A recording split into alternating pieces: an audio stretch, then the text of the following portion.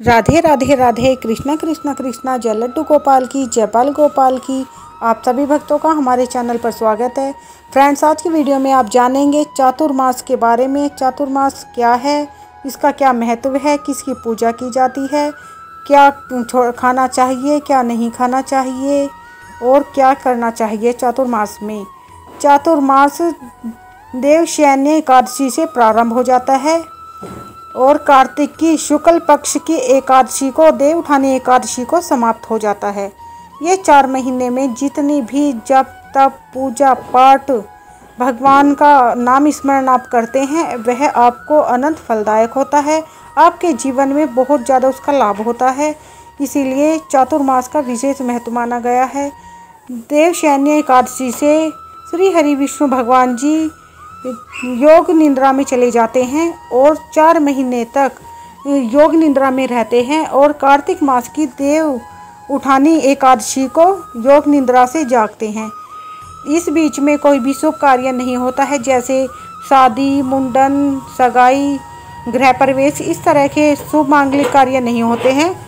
और इन 4 महीने में आप जितनी भी पूजा जप तप पाठ पूजा हवन जितना भी करते हैं मन और भाव से, प्रभु का नाम स्मरण करते हैं, प्रभु के नाम की कथाएं पढ़ते हैं, जैसे श्रीमद् भागवत है, राम कथा है और विष्णु कथा है। जितने भी आप कथाएं पढ़ते हैं उन्हें पढ़ने से भी आपको पुण्य फल की प्राप्ति होती है। जितना ज़्यादा से ज़्यादा आप भगवान का नाम स्मरण करते हैं, ओम नमो भगवते वासुदेवाय मंत्र का जाप करें, तो इससे भी आपको पुण्य फल की प्राप्ति होती है। आपके जीवन में बहुत अधिक लाभदायक होते हैं। इन महीनों में, इन दिनों में आप किसी का मन ना दुखाएं, किसी को अपशब्द ना कहें, किसी को परेशान ना करें और दान पुण्य जितना आप कर सकें वह आपको काफ़ी लाभदायक होता है। वह हाथ का दिया हुआ दान कभी व्यर्थ नहीं जाता है, वह हमारे जीवन में कभी ना कभी काम आता है। इसीलिए दान पुण्य जरूर करना चाहिए। जैसे सावन में आप हरी चीज़ों का दान करें और मास में हमें क्या खाना चाहिए क्या नहीं खाना चाहिए, तो फ्रेंड्स इन बातों का ज़रूर ध्यान रखें। चतुर्मास में जैसे लहसुन, प्याज, मसूर दाल, उड़द दाल, बैंगन, मूली और कई हरी सब्जियां हैं, जैसे लौकी, तोरी, पालक, धनिया, इस तरह की चीज़ों का सेवन नहीं करना चाहिए।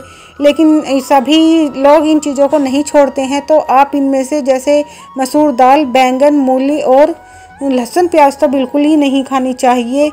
कोशिश करें, खाते हैं अगर आप तो कम से कम खाएं और लहसुन प्याज को तो बिल्कुल ही नहीं खाना चाहिए। तो आप अगर इतनी कोशिश करते हैं, क्योंकि इस चतुर्मास में हमारे जीवन में भी काफ़ी बदलाव आते हैं, हमारे व्यवहार में बदलाव आता है, काफ़ी परिवर्तन होते हैं हमारे जीवन में।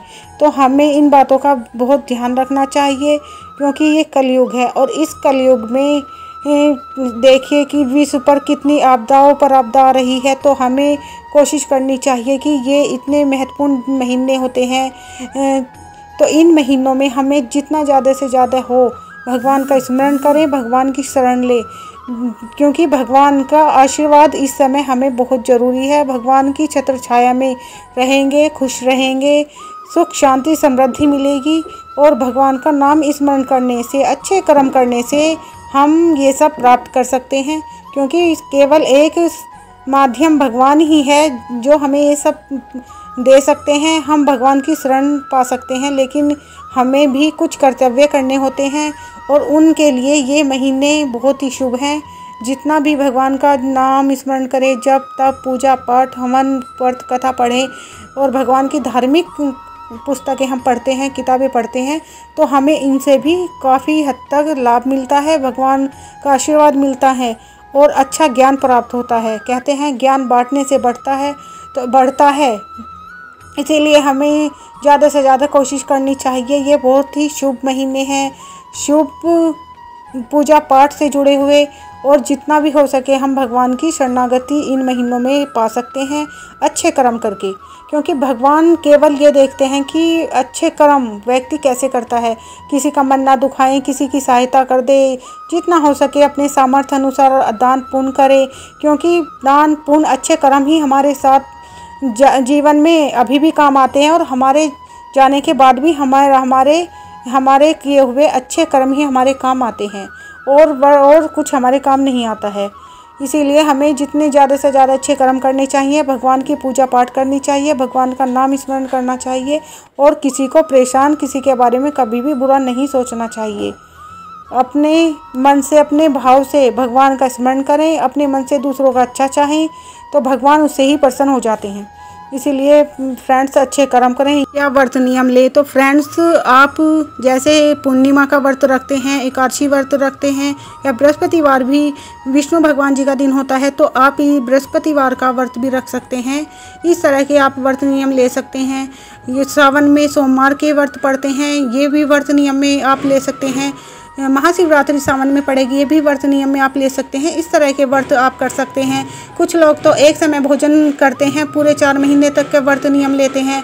अगर आप व्रत नियम नहीं ले सकते हैं तो आप जैसे सुबह ब्रह्म मुहूर्त में उठ के जल्दी पूजा करें, स्नान करें, पूजा करें और लड्डू गोपाल जी को डेली पंचामृत से स्नान कराने का नियम ले सकते हैं। जैसे आप दूध, दही, शहद, घी, गंगा जल से आप स्नान करा सकते हैं, तुलसी दल डालकर गंगा जल में। इस तरह से आप पंचामृत से लड्डू गोपाल जी को रोज स्नान कराने का नियम ले सकते हैं।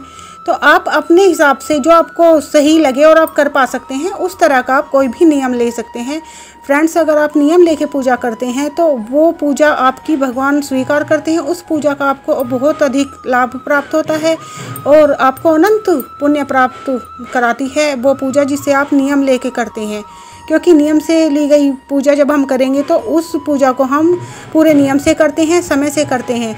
इसीलिए ब्रह्म मुहूर्त में उठ के स्नान करते के श्री हरि विष्णु माँ लक्ष्मी की पूजा करते हैं, तुलसी माता की पूजा करते हैं। तो इस तरह का नियम भी आप ले सकते हैं।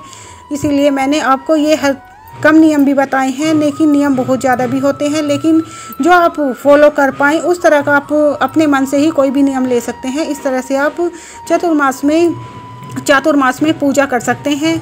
भगवान श्री विष्णु माँ पार्वती का आशीर्वाद प्राप्त करें। सावन के महीने में भगवान शिव माँ पार्वती की पूजा की जाती है, आराधना की जाती है, उनका आशीर्वाद प्राप्त करें और अपने परिवार के ऊपर भगवान की कृपा दृष्टि बनाए रखें, भगवान का आशीर्वाद बनाए रखें और इस तरह से आप चातुर्मास में पुण्य फल की प्राप्ति करें। राधे राधे राधे। कृष्णा कृष्णा कृष्णा। जय लड्डू गोपाल की, जय बाल गोपाल की।